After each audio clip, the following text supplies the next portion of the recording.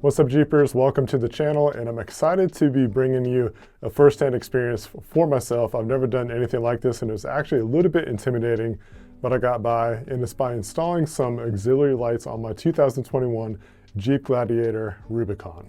I'm talking about the Oracle Lighting VEGA 20-watt Series 2. Now, full disclosure, this is my first time doing an install like this, and I'm definitely not an expert. I'm just learning as I go, figuring things out, and trying to make my Gladiator even more capable. So if I can do it, you can probably do it too. We're going to be connecting these directly into my existing LASFIT Auxiliary Switch Bank kit, which is a super convenient way to attach some accessories. So let's get started. First up, let's unbox these Oracle lights. They come well packaged, and the lights themselves feel really solid and high quality. Now, originally I was looking at some A-pillar mounts, but honestly I wasn't too crazy about how they were going to sit on the hood. So I opted for these light bar hood mounting brackets that I found on Amazon that use the OEM bolts. It's a pretty clean install, and in my opinion seems more like a secure install. Okay, the unboxing's out of the way. Let's get to mounting these brackets. It's actually pretty straightforward. All you gotta do is remove the couple factory hood bolts by positioning the brackets and then retightening. That's really it. Next, we'll mount the Oracle lights onto these new brackets. They attach pretty easy with the included hardware.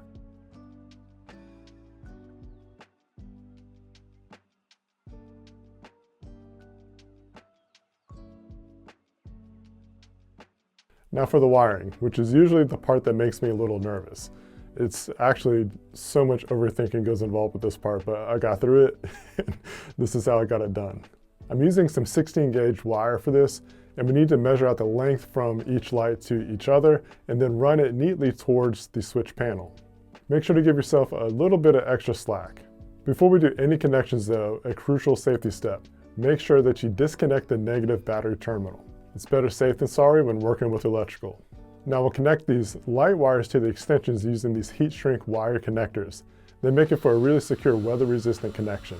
Now after the fact, I will say that I am going to put some heat shrink tape over it, some after the fact kind of stuff. You know, you got those tubes, that's what I had on hand at the moment. It got the job done, but I want it to be a little bit more secure as far as weatherproofing goes.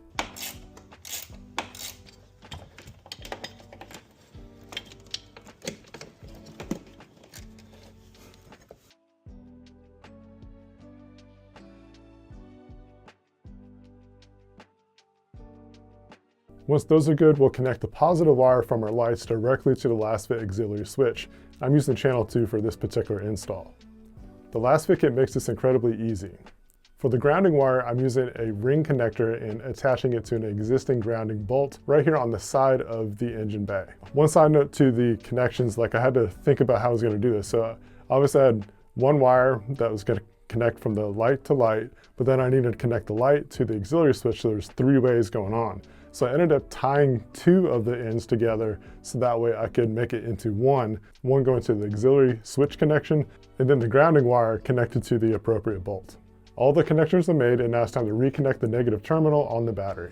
In the moment of truth, I got this all turned on and tested it out in the garage, and they turned on. So that was a key indicator that everything was going well. I checked it out, make sure nothing was smoking. I was like inspecting it and stuff to make sure that nothing was going to go haywire, but it all worked out.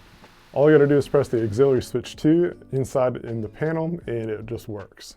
And for just a quick test inside of the garage, I was really glad that they were working. Fortunately, I was going to a meeting that was actually at this basically farmhouse, so I was parking in a field, had some woodline trees and all that kind of stuff, so I was able to go to a field to test this where there was no light pollution.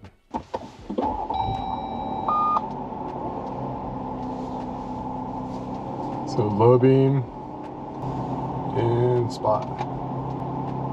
That actually adds a lot more visibility. Look at that. Look. You get to see all the way up instead of just down on the road. Well, that's cool. Once I got done with that meeting, I was excited to try these lights out because it's pitch black and less traffic roadway to test all this out on. That has a ton more light. That's surprising. I didn't realize it was going to be that much more light. Because like in the garage, it was like, yeah, those are, yay, lights. But you can...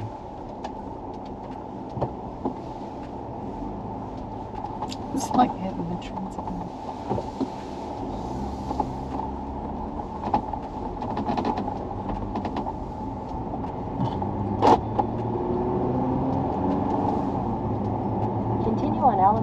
I-95 south for 3 miles.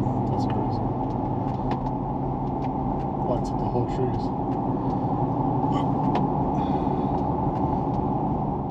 And honestly, my first impression, it's impressive. The amount of light that these put out is incredible, especially for their size. I absolutely love the look that it gives the front of my Jeep too.